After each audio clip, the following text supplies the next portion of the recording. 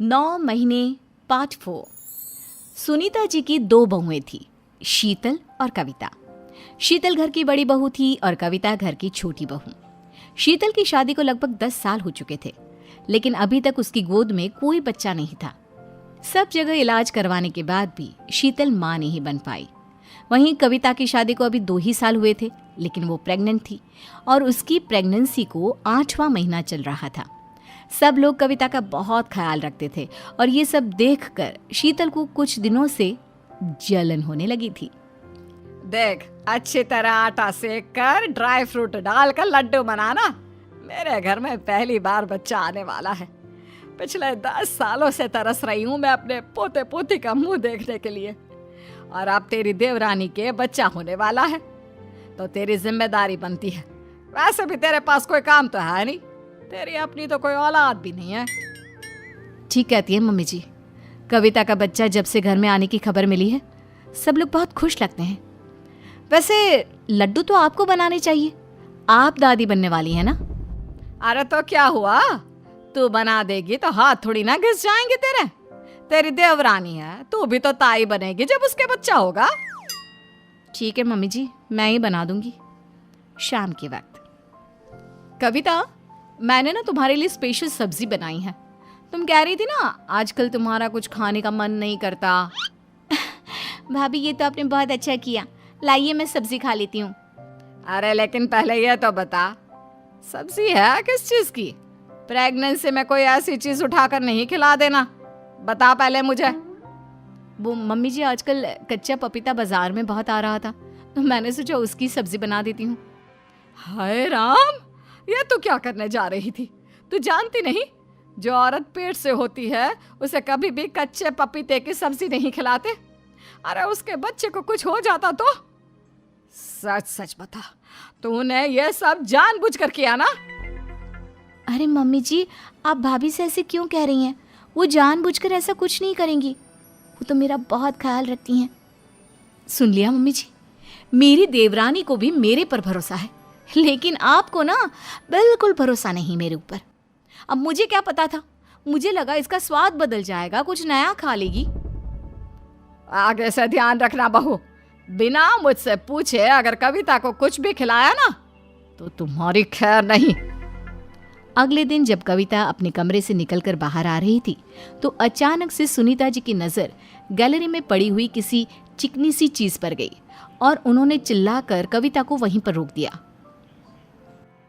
कविता बहू, एक कदम भी आगे मत बढ़ाना। क्या क्या हुआ मम्मी जी? हाँ, आप ऐसे क्यों कह रही हैं?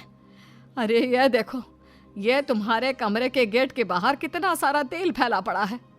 भगवान ना करे अगर मेरी नजर ना पड़ती और तुम गिर जाती तो कितना अनर्थ हो जाता। लेकिन ये किया किसने आखिर? अरे मम्मी जी, कोई जानबूझकर थोड़ी ना ये सब करेगा, गिर गया होगा तेल कहीं से। नहीं नहीं, ऐसा कैसे गिर गया होगा, और वो भी तेरे ही कमरे के बाहर? तेल लेकर कौन घूमेगा? मुझे अभी के अभी चेक करना होगा। शीतल बहू, यहाँ आना तो। क्या हुआ मम्मी जी, क्यों बुलाया मुझे? तुम थोड़ी देर पहले क्या कर रही थी बहू? क्या करूंगी मम्मी जी, घर के काम कर रही थी, और क्या। अपने हाथ दिखाओ बहू। अरे मम्मी जी, हाथ में क्या देखना है आपको? ये देखो, मेरे हाथ में पेपर नैपकिन है, जरा इस पर अपने हाथ तो रखना। क्यों मम्मी जी, आप मुझे ऐसा करने के लिए क्यों कह रही हैं? जाने दीजिए ना मम्मी जी, मैं जानती हूँ शीतल भाभी ऐसा कुछ नहीं करेंगी, आप बेकार में ही उन पर शक कर रही हैं। कहना क्या चाहती हो तुम? मम्मी जी, मुझ पर किस बात को लेकर शक कर रही हैं? जरा मुझे भी तो पता चले। अरे कुछ नहीं भाभी, वो क्या है ना, मेरे कमरे के बाहर बहुत सारा तेल गिरा हुआ पड़ा था। मम्मी जी को लग रहा है कि पता नहीं किसी ने यहाँ पर आकर तेल गिरा दिया, और अगर मैं गिर जाती तो ऐसी हालत में आप समझ सकती है ना। अच्छा, तो मम्मी जी को लग रहा है कि मैंने ये काम किया है। अगर तूने नहीं किया तो फिर तू डर क्यों रही है? जल्दी से अपने दोनों हाथ टिश्यू पेपर से साफ करके दिखा। शीतल ने डरते हुए अपने दोनों हाथों को टिश्यू पेपर पर रखा, तो पेपर पर खूब सारा तेल लग गया। देखा देखा कविता बहू, मैं ऐसे ही नहीं कह रही थी। अरे बुढ़ापा यूं ही नहीं आ गया मुझे, इतने सालों का तजुर्बा है, अच्छी तरह से समझती हूँ। भगवान ने इसको संतान नहीं दी और पूरा घर तुम्हारी देखभाल में लगा हुआ है, और इस महारानी को ये बात अच्छी नहीं लगती। लेकिन ऐसी हरकतें ठीक नहीं बेटा। मम्मी जी मुझे माफ़ कर दीजिए। आए दिन आप सब लोग कविता को कभी फ्रूट्स खिलाते हैं, कभी लड्डू बनाकर खिलाते हैं, उससे कोई कुछ काम भी नहीं करवाता। सब लोग सारा दिन उसका ख्याल रखते हैं, इसलिए मुझे जलन होने लगी थी। भगवान ने मुझे बच्चा दे दिया होता तो क्या बिगड़ जाता। भाभी परेशान मत होइए। देखिए, अगर मेरे साथ कुछ भी गलत हुआ तो ये पूरा परिवार दुखी हो जाएगा। मैं आपसे विनती करती हूँ कि आगे चलकर प्लीज़ ऐसा कुछ मत करना, क्योंकि मेरे पेट में एक नन्ही सी जान पल रही है। अगर नुकसान मुझे पहुँचा तो मुझसे ज़्यादा नुकसान उस बच्ची को पहुँचेगा। हाँ पता है मुझे, आगे से ख्याल रखूंगी। इतना कहकर शीतल मुंह बनाते हुए वहाँ से चली जाती है। कुछ दिनों के बाद जब कविता की गोद भराई की रस्म का वक्त आता है तो मोहल्ले की सारी औरतें सुनीता जी के घर पर इकट्ठी होती हैं। अरे वाह वाह सुनीता जी, बहुत बहुत बधाई हो। अरे भैया, आपकी बहू ने तो कमाल ही कर दिया, 2 साल में ही खुशखबरी सुना दी। और बड़ी बहू, उसके बारे में कुछ नहीं बताएंगे सुनीता जी? भाई 10 साल हो गया है इसकी शादी को, क्या बात है? अरे बात क्या होगी, अब वो माँ नहीं बन सकती तो नहीं बन सकती, इसमें कोई जबरदस्ती तो नहीं है ना। और वैसे भी अब मेरी कविता को बच्चा होने वाला है और मैं इसी बात से बड़ी खुश हूँ। मुझे कोई फर्क नहीं पड़ता मेरी बड़ी बहू के बच्चा हो या ना हो। थोड़ी देर बाद गोद भराई की रस्म शुरू होने लगती है और सबसे पहले एक औरत आकर कविता की गोद में गिफ्ट रखती है, लेकिन कविता उसे ऐसा करने से मना कर देती है। 1 मिनट, आप रुक जाइए। अरे क्या हुआ बेटा, ये तो शगुन है, तुम्हें अपनी गोद में रखना ही होगा। 1 मिनट, मैं जरा शीतल भाभी को यहाँ पर बुलाती हूँ। अरे उसे क्यों बुला रही है? ऐसे शुभ काम में उसको मत बुला, उसको बच्चा नहीं होता ना, ऐसे काम में उसका आना ठीक नहीं। नहीं मम्मी जी, ऐसा नहीं होगा।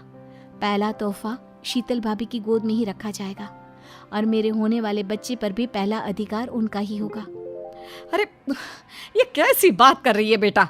बड़ी मुश्किल से इस घर में खुशियां आ रही है, क्या तुझे इन खुशियों का आना अच्छा नहीं लग रहा? लेकिन कविता किसी की बात नहीं सुनती और शीतल को आवाज़ देकर बुलाती है। हाँ बताओ, तुमने भी मुझे 2-4 ताने मारने के लिए यहाँ बुलाया होगा? नहीं भाभी, आप गलत समझ रही हैं। ये गोद भराई का पहला तोहफा आपके लिए। मेरे लिए? लेकिन क्यों कविता? क्योंकि आप घर की बड़ी बहू हैं और जब से मैं प्रेग्नेंट हुई हूँ, घर के सारे काम, मेरे लिए खाने पीने की चीज़ें बनाना, सब कुछ आप ही ने तो किया है। ये शगुन एक बार आप अपने हाथों से छू लीजिए, फिर देखना मेरा बच्चा हंसता खेलता इस दुनिया में आ जाएगा। अपनी देवरानी कविता की बातें सुनकर शीतल का मन भर आता है। उसे अपनी गलतियों का एहसास हो जाता है। कुछ ही दिनों के बाद कविता एक बेटे की माँ बनती है और बच्चे के जन्म के बाद फिर से शीतल को अपने पास बुलाती है। भाभी, ये संभालिए अपना बच्चा। ये तुम क्या कह रही हो कविता? ये मेरा नहीं, तुम्हारा बच्चा है। हाँ भाभी, इसे जन्म मैंने दिया है, लेकिन अब से ये आपकी गोद में खेलेगा। अब देखिए ना, जब इसके पास 2 माँ है तो मैं इसे अकेले क्यों संभालूं? सही कह रही हो, और वैसे भी कितना प्यारा है। ये अपनी बड़ी माँ के साथ रहेगा तो पूरा दिन ख्याल रखूंगी मैं इसका। शीतल बहू, मुझे माफ कर दो, मैंने तुम्हारे साथ हमेशा गलत व्यवहार किया, लेकिन आज कविता के व्यवहार ने मेरी आंखें खोल दी है। उसने मुझे सिखा दिया है कि प्यार से किसी का भी दिल जीता जा सकता है। बेटा, मेरा आशीर्वाद है, बहुत जल्द तुम्हारी गोद में एक नन्हा मुन्ना आ जाएगा।